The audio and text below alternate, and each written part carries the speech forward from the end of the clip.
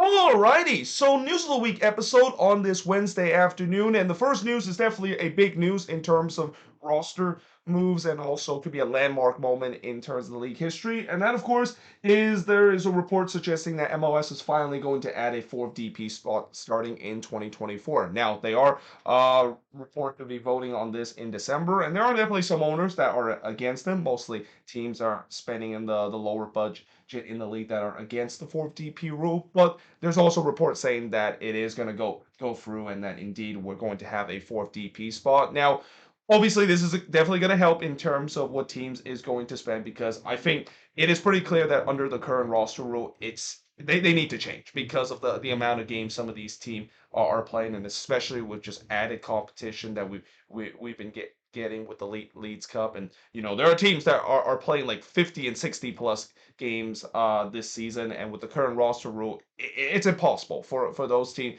to basically compete in every single competition and expect to exceed in all the competition. I mean, it's getting to a point where you basically kind of pick your poison in terms of which tournament you would choose, and that I have seen a lot of teams and players and even coaches have expressed their frustration, the fact that there's just way too many games and they don't really have a lot of players of it available because of just way too many games, and also injuries is another big issue, that a lot of injuries that has happened this season because there's just way too many games that has happened and not in enough players on the roster to basically fill a competitive team. Now, obviously, I will say that this doesn't really still solve the whole issue to a point where I think the ultimate thing that they still need to do is increase the salary cap. And I know that the salary cap is increasing next season under the CBA that we have, but it's not enough. I think it should be more, especially when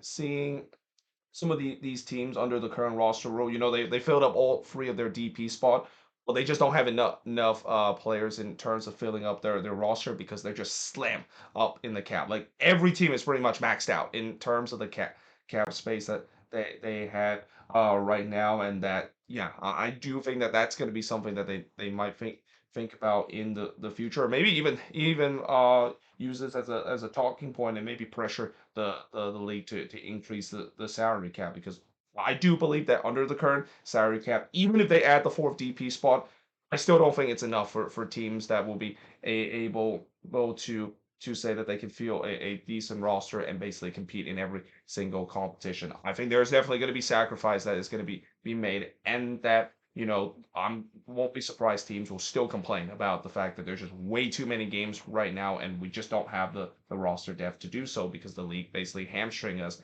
because of the salary cap that we currently have right now. Now, moving on in terms of the next news. So MLS could potentially be the first pro league to trial the sin bins rule, according to an athletic article. Now, for those of you that don't know what the sin bins rule is, it's pretty similar to what equivalent of the power play in hockey. So, in hockey, if a player commits a penalty, they go into the box for 2 minutes. Well, that is depending on what kind penalty. If it's a severe penalty, it could be a 5 minute uh, penalty, or if there's like a 10-minute misconduct, they basically get thrown out for the game for so forth. But before I turn this into the hockey channel, it's of course similar to that, where in this case, where if a player get a yellow card, they'll be sending to a technical area for 10 minutes, and they'll be sitting out there for 10 minutes, and the other team will have to play down to 10 men temporarily for 10 minutes. And the other team will pretty much have like a 10-minute power play. Now, obviously, this is going to be very interesting to see how that's going to do. And the purpose of them creating this rule is to stop the time wasting and the whole dissent situation that is going to happen. They've already tried out in some of those lower leagues in English football, and that they said that it's been relatively successful in terms of cutting down the amount of dissent foul and the amount of time wasting fouls that is going on during the game. And yeah, it's going to be interesting to see how this is going to go. I mean, the game is definitely going to be different because now, if you're going to make a tactical foul, there is definitely consequences in terms of it. I mean, nowadays, there's a reason why we've seen players that are happy to take a tactical foul, because you're going to get a yellow card, none of that, but you just had to do it, or else you're going to stop a promising attack. I think in terms of that, players and coaches is going to have to adjust in terms of when you're basically allowed to make a tactical foul when you shouldn't do so because of this rule. Because if you make a tactical foul, then now you're basically are forced off the pitch and have to sit for 10 minutes. And likewise, in terms of the time wasting that we've seen many teams have done and the dark arts that teams have basically done to waste time, now there is definitely a legit consequences because of this. So yeah, this is definitely very interesting, and we'll see whether or not if it's going to be implemented in MLS. I mean, there's rumors that it could implement it as soon as the 2024 and 25 season. I don't know. It's going to be interesting to see whether or not if that is the case, and just check back maybe a year or two later on this channel to see whether or not if they have indeed implement this rule. Now, Lucho Acosta has announced that the league have announced Lucho Acosta to win Landon Donovan MVP award. I almost said Lucho Acosta announced himself to win the MVP award when it's kind of the other way around. But anyway, obviously, well deserved. I know some LAFC fans will be a little frustrated that Dennis Bouanga didn't win the MVP award despite winning the Golden Boot. But at the end of the day, just because you win the Golden Boot, it doesn't mean that you're automatically going to win the MVP award. And in terms of the impact that I would say for a team, I think Lucho Acosta just have a little bit more impact to FC Cincinnati supporter shield season compared to what Denise Bouanga does. I mean, don't get me wrong, Denise Bouanga, he's been amazing this season. He has at times single-handedly carried this LAFC team, especially in the playoffs. But overall, in terms of this whole season, I think Lucho Acosta, with the playmaking and the goals that he has scored for this FC Cincinnati team to guide them to a supporter shield and now guiding them to the Eastern Conference Final, well deserved in terms of winning the Landon Donovan MVP award. Now, the New England Revolution have announced that they have exercised the purchase option of Thomas Shankalai and will make him a DP player. This is a no-brainer. I mean, this is a kid that he just kind of came out of nowhere. Like when he was bought to New England, he basically cannot stop scoring and cannot stop scoring banger kind of goal. Like it feels like every time he's trying to shoot from long range, it's gonna either hit the post or it's gonna go into the back of that. I mean, this is definitely a superior kind of player, a player that I think could be one of the best number six in the league. And there is no surprise that New England decided to exercise his purchase option. And that, with him being a designated player, again, this is kind of interesting because I don't know if New England has maxed out their DP spot. If they decide to add him a DP and the fourth DP rule is going to be in effect, then they don't really need to sacrifice a player that's currently on a DP contract, either decide to bring him down on the DP contract or sold him off outright. Right now, there's reports saying that Gustavo Bol could be that player that could leave the team and make ways of Thomas Shankalai being a new designated player. But like I said, if the fourth DP rule does go in effect next season, they don't have to worry about that, and that's basically all four DP spot being fulfilled for the New England Revolution. Now, the Revs also report that they are bringing Kurt Ornfor as their new sporting director. Now, obviously, I know there's going to be some Revs fans that are going to be frustrated about this move and feel negative about this move, mainly because last time Kurt Ornfor was the sporting director in MLS, yeah, Galaxy fans will basically remind everyone that he is a terrible sporting director, and he basically single-handedly ruined the team and maybe even that was kind of the start of the downfall for the LA Galaxy because before Kurt Ornfor arrived, this team was considered to be the top echelons of MLS. But when he comes in, he completely ruined the team to a point where they still have not fully recovered from the departure of Bruce Arena and all those good signings that they've done in previous time, and that some Revolution fans will feel like this feels like it's a very pre kind of Bruce Arena era with the New England Revolution kind of move that the Revs front office would make, but we shall see how this, of course, would turn out. And this is just a report; it's not official yet, and that we'll see if he is going to give the spot, whether or not if he can learn his mistake that he has with the Galaxy and get this team still to be a competitive team. Because I think when you look at the roster that this Revs team has had, if they can get some of their player back from injury, I mean, a lot of people don't know that despite the distraction that they had off the field, this team was really cursed with the injury injury bug. I mean, there was a just players going down like flies last season, and once they do get some of their player back healthy, this team should be still be a competitive playoff team in the Eastern Conference.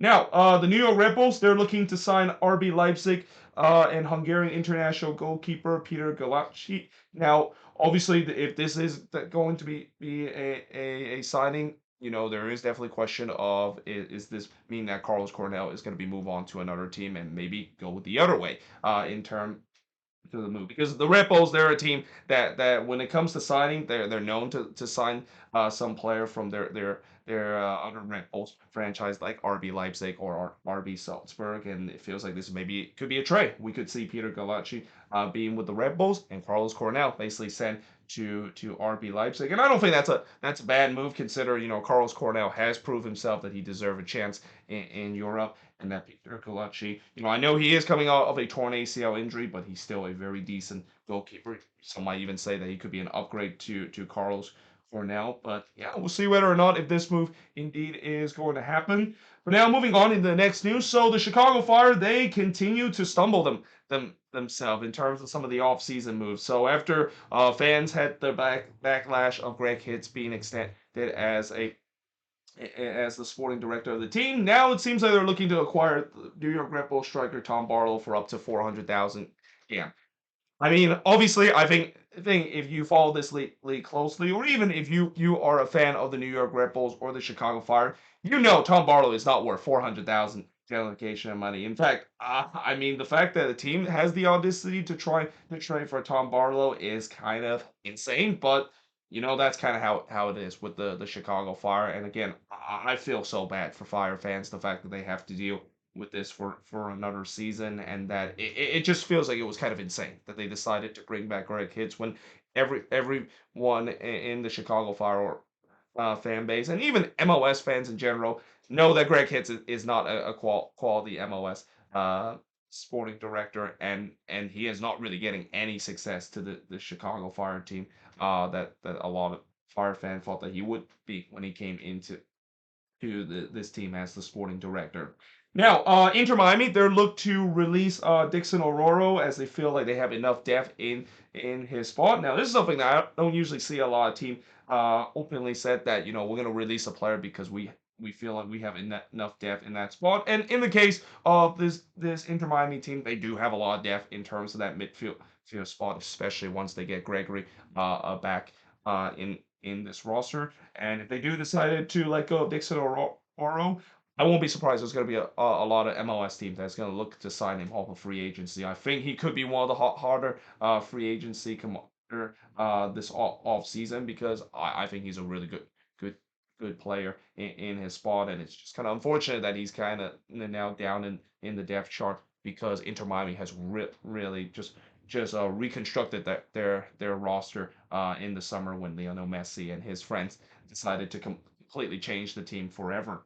Now, DC United, they have announced that they are committed to have an MLS Next Pro team in Baltimore. Now, DC is the only MLS team to not have their affiliate team play in MLS Next Pro. I think their affiliate team, Loudon United, is still playing in the USL Championship, but it seems like they're looking to try to move away from that, and they decided to have their own MLS Next Pro team in Baltimore. Now, I've said this before with the MLS Next Pro and with some of these teams that are coming into the league. It's interesting to see, MLS Next Pro is still going to be a minor league in terms of MLS. It's still going to be kind of like a feeder league, but with the recent expansion that we've seen, it started to feel like more like they're trying to make a combination of this being a feeder league, but also that looks like the USL Championship, because some of these cities that is coming into the MLS Next Pro, you could argue could definitely should have been in the USL Championship. A great example is Jacksonville Marta.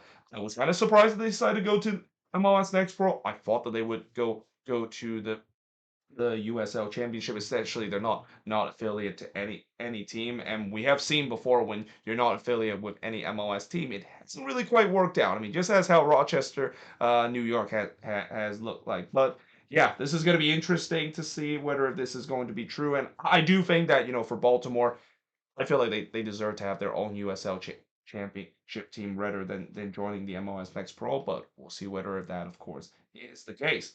And then finally, the U.S. men's national team, they have announced that they have scheduled a friendly against Slovenia in January in San Antonio, and it's actually going to be taking place at Toyota Stadium, where the San Antonio FC play in the USL Championship, and this might be one of the first time I've seen a U.S. men's national team game taking place at a USL Championship stadium. I mean, can't quite remember the last time the U.S. play at a second tier U.S. soccer's uh, venue or in the USL Championship venue for their national team game. Now, obviously, this is part of the Cupcake January camp that we see the U.S. men's national team have every single season. And I do think that this is the right choice that they decided to host it in San Antonio and especially host it at Toyota Park. If this was at the Alamo Dome, there's going to be a lot of people that's going to be upset about that because let's just say that when the U.S. play in the Alamo Dome or even when Mexico play in the Alamo Dome just suck. Like it's an outdated stadium. The turf is absolutely atrocious, and I think this is the right call for them to play at a smaller stadium, and especially these January friendlies, these Cupcake January camp. It doesn't really generate a lot of fans and of going to the game. I know for a long time they've always had these games at Dignity Health Sports Park in LA, and the attendance are just abysmal when it comes to these games. But I think with them kind of changing it up, and especially playing in a city like San Antonio, a team that they're very heavily supporting their USL championship team. And for a while, there's been talks that San Antonio was going to get a MLS team, but obviously that's not going to happen with Austin basically being in that spot. And that as much as I know people talk about how a fifth California team is unsuitable. Some people say that a fourth Texas team may be unsuitable too. Maybe there's just way too many Texas team. Even there's argument that I don't mind seeing a fourth Texas team in MLS, just like I don't mind seeing a fifth California team because California is the most popular state in the country. And when you look at the city that deserve to have a team, the population and the soccer culture it deserved to have another team in MLS. But yeah, it's good to see that the U.S. Soccer Federation decided to change it up a little bit. And don't be surprised, it could be a shout out in terms of this because it's not very often you see the U.S. men's national team play in San Antonio, and especially in a USL Championship stadium, a smaller stadium, you have a higher chance that you can sell out and at least make the stands look more packed than compared to when you play at Dignity Health Sports Park and have like what 5,000 fans to watch a meaningless friendly against Bosnia Herzegovina or even against Serbia a couple of years ago. But anyway, hope you guys enjoyed this video. If you do, make sure you guys do like, smash the subscribe button. Let me know in the comments below what do you think of these news. And as always, if there's any news I didn't mention here on the board, let me know in the comments below. But until then, hope you guys enjoyed this video. If you do, make sure you guys do like, smash the subscribe button. And yeah, I of course will see you guys next time.